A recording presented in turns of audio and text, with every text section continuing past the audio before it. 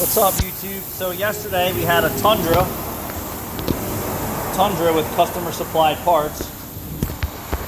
You remember what year that Tundra was? No. And the parts were from Detroit Axle. Yeah. So what happened is everything was pretty good until we went to install the right front caliper, and the caliper casting was wrong and it was scraping the rotor. Huh? Outside working on those heater lines. Adele called me and asked if you can go move that car.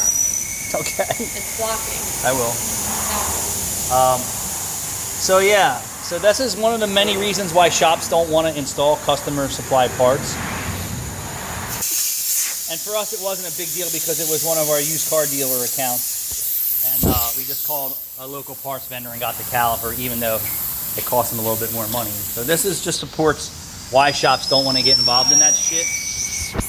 I'm installing customer parts.